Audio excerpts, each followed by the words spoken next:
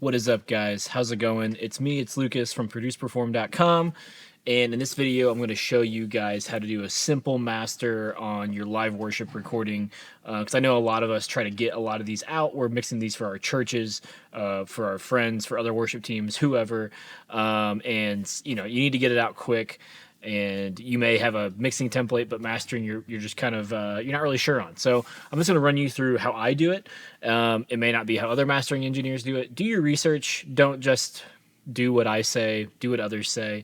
Real quick, down below is a mixing cheat sheet for mixing live recorded worship music, and yeah, just check that out. Super cool, super easy to use. You can just pull it up right next to your, right in your window when you're mixing. If you need help, EQ and compression settings. All right, let's dive in. So I am using Studio One 7, and I highly recommend that you use Studio One 7. Even if you don't use it to mix, using it for mastering is really cool. And so I just wanted to show you guys this real quick. This is like the layout. So you just can drop songs in here. So if you guys are creating an album or doing a bunch of songs at one time, or if you want to keep a mastering chain, whatever, you can just drop them in and it will auto create them to where you can create fades and a whole album. And it's super cool, super easy to use. You come up here, rename the song. So this one's Touch of Heaven, and I just brought 2 of them in. And then, you can put the artist. I think this is Cedar Sessions, and then we could just do 001 for the album. And you can even do all of the more details, composer, arranger, whatever. Super cool, super easy to use. I prefer this over the song template. We'll dig into this a little bit later. So, yeah, so on whenever I'm mastering, first thing I do is I look in here real quick and just see if there's any big, so like you can see, and this was just the mix from last week. I don't even know if this is the mix I would have chosen to do, but you can see these big spikes here. Like there's one right there, one right here, and so if I was mixing, which I did mix this, but if I was mastering this for real, I would actually go back and look at the song, look at those time points here, and go back and listen to those, because I probably missed it and I probably need to tame it down a little bit. So like for this one here, this kick drum, I was listening to it before we started. It's so loud. It's way too loud. So let's just listen to this. All right, hold on, let me get it closer. Oh my love, oh my love. Like, why is the kick drum so loud there? So sorry about that, guys. Anyways, what I will do is I'll probably pick the loudest part of the song, which you can see is probably about here.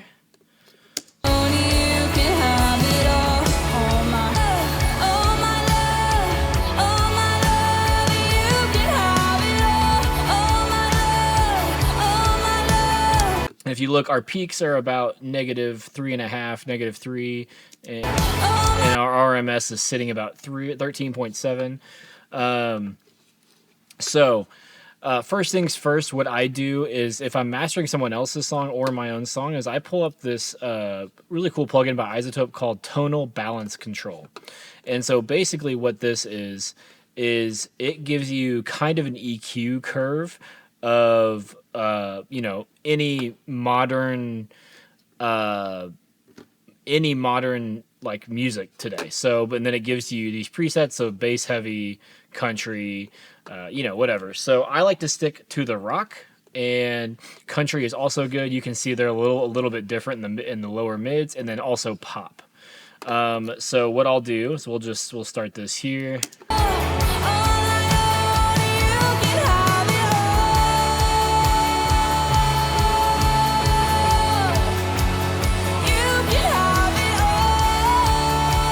So you can see from looks like 150 to about like 400. We're really lacking in the low mids, like quite a bit. It's like it's all scooped out way too much. So what I would do is I would actually take this Pro Q3, and you can see I already kind of grabbed something here. We can even make this a little bit wider. And then we'll add that in real quick and see what that does. My heart wants something new, so I surrender all. to me, I mean, that already sounds good. Now, this is definitely something you want to fix in the mixing stage if you can. But if you're mastering someone else's song or something, this is all you got. Then this is what you got, and you make those changes. And you guys can hear. I'm gonna A/B this real quick. It doesn't really affect the mix too much. Like it's like, oh, it was missing those frequencies and it needed that. So I'm gonna bypass it, and then we're gonna throw it on.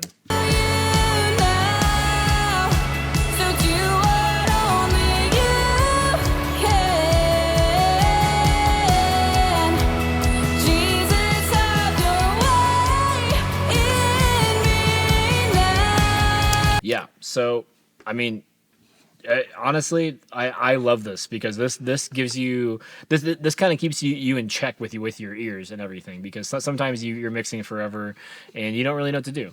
So we're gonna keep it on a rock. I think that's the one I use the most.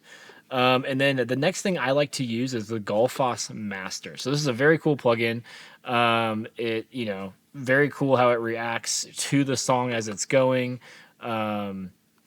And what I like to do is I like to just use the recover and tame. I don't really like to use the brighten or boost or anything like that. Really, we're just kind of trying to let the computer, the algorithm inside of Gullfoss, do its thing, but kind of very lightly. I never really go over 25% with these because it becomes too much and whatnot. So we're gonna bypass this, and then we'll throw it on.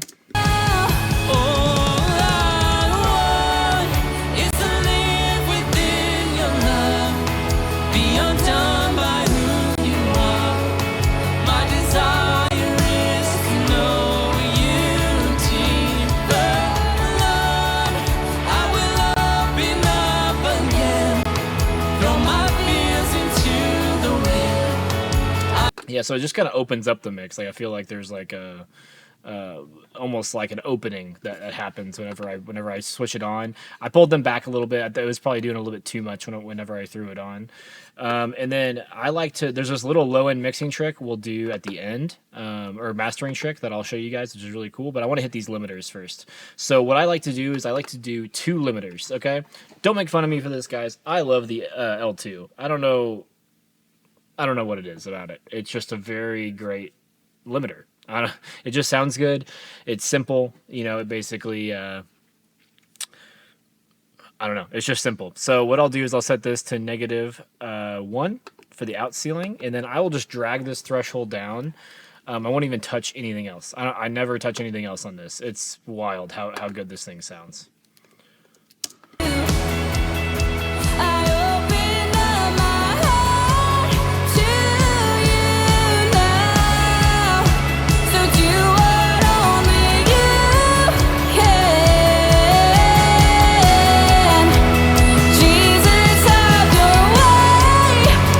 And so I'm looking for anywhere from 3 to 6 on the attenuation here. Here's the thing: is it's kind of subjective to how much low end you have in your mix. You'll start to hear it a little bit more, and so that's why I want to show you guys the little Pro MB trick before that. If you do have too much low end, this song I don't think has too much low end. I think it's sitting in a pretty good spot. But I'm looking for 3 to 6 dB of gain reduction there, because we want to hit it hard. We want it to be loud, but not take away too much of the transients and everything. And so just in case you guys ever want to A/B this and hear what it's doing, we'll turn it off. It's gonna get loud.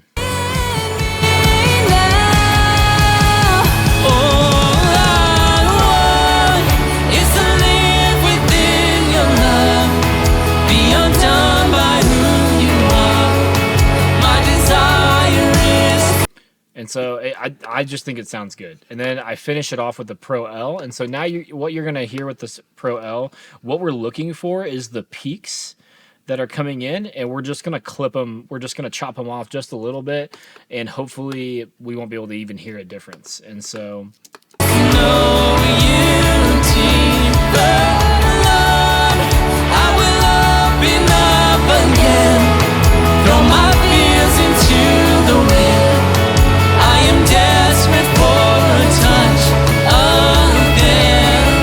Yeah, and so we're actually going to back off on the L2 a little bit. Not the Pro L2, but the L2.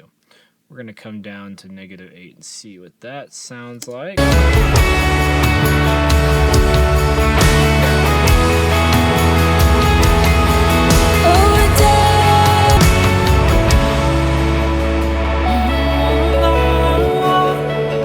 It's to live within your love.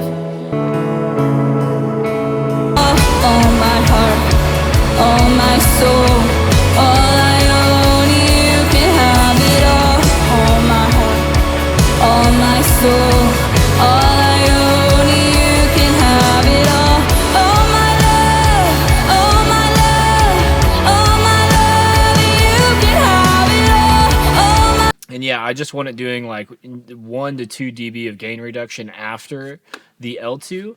And then I will actually, I'll adjust the look ahead and the release. I'll usually do a pretty quick release, kind of with a medium attack. We'll see what that sounds like.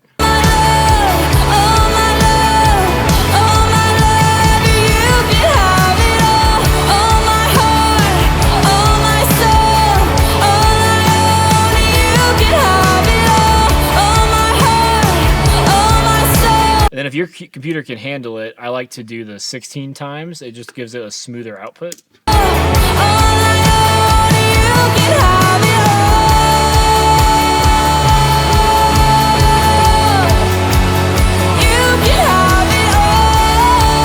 When you're mixing like this, your kick and your snare and your vocal are going to be louded, the most loud in the mix. And so you really want to listen to are those three things mainly. Is am I losing the transient? Am I losing what he or she is saying? Is it or am I losing their actual vocals in the mix because I'm bringing everything else up with it? And yeah, I mean, honestly, I don't like to overcomplicate it because you can sit here and make a bunch of changes at a master and then realize that you just totally jacked up the whole song. And so I like to do the minimal amount if possible. Now, sometimes, you need to do some pretty crazy things. You need to add some saturation or add something to save the mix that was sent to you. Luckily, it doesn't happen to me very often. And I don't really do a ton of mastering outside of the stuff that I've already mixed. I do some.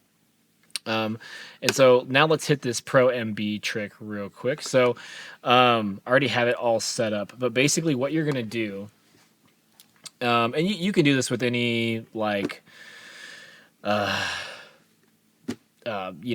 dynamic EQ or multi-band compressor, basically a lot of it's the same type of stuff. So you're going to create two bands. You're going to create one band that sits around 115 and lower. Yeah, so like 114 and lower here. And then you're going to create another band here that goes to about the 115 to 300-ish. So this is like your low mids here.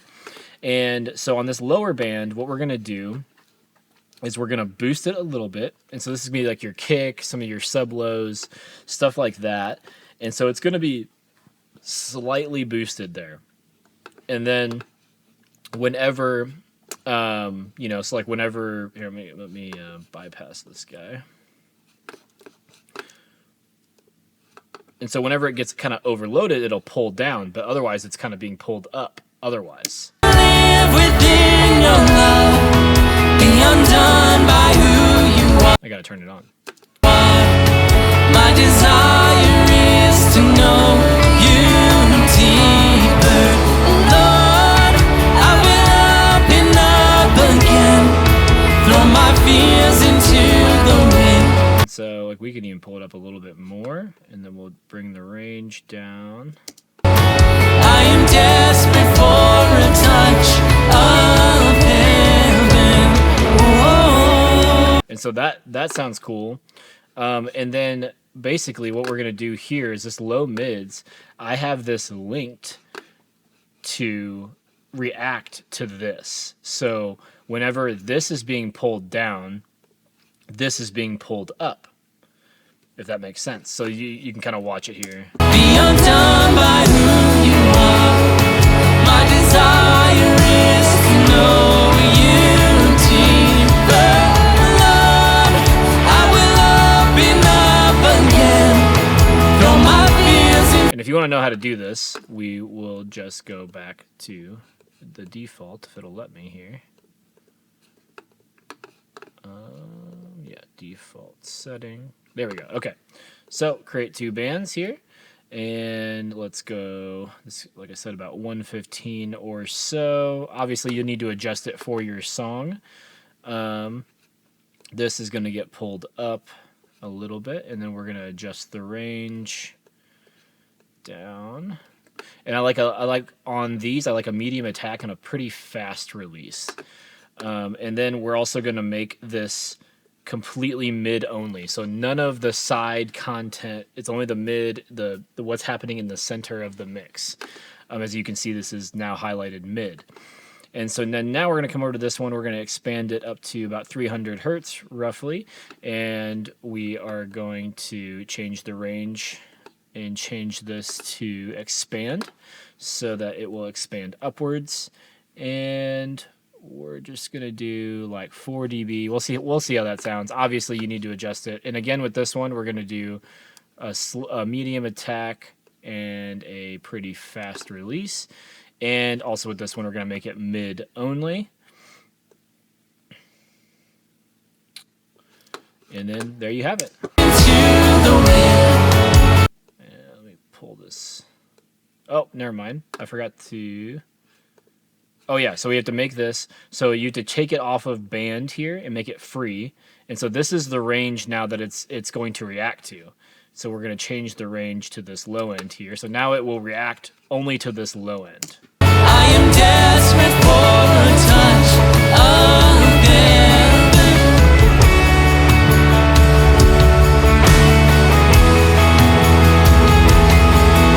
So I don't know if you guys heard, but like even the floor tom just sounded so much bigger by doing that. And so, but that's how you're going to control a little bit your low end and your low mids if you're having that issue. That was such a trouble area for me when I first started to learn how to mix, was low mids. And so just to recap, use tonal balance control to figure out where you might be lacking in the frequency or the song that you're mastering. Fix it with a simple EQ.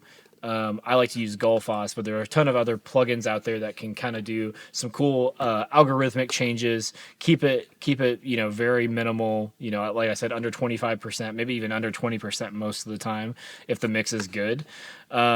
This cool little low end mixing trick that I love, and it saves my low end about half the time. And then I like to double stack compressors with the L2 and then the Pro L2 after that to make it super loud, but keep the transients and the punchiness and the whole mix intact. If you guys have any other, avenues that you guys like to master, put it down below. I like the other mastering limiter I like to use is the FGX.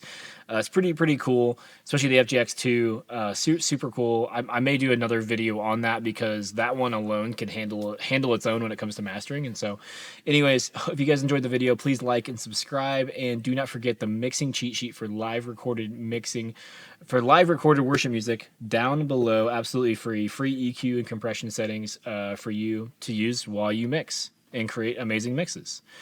I'll see you guys next week.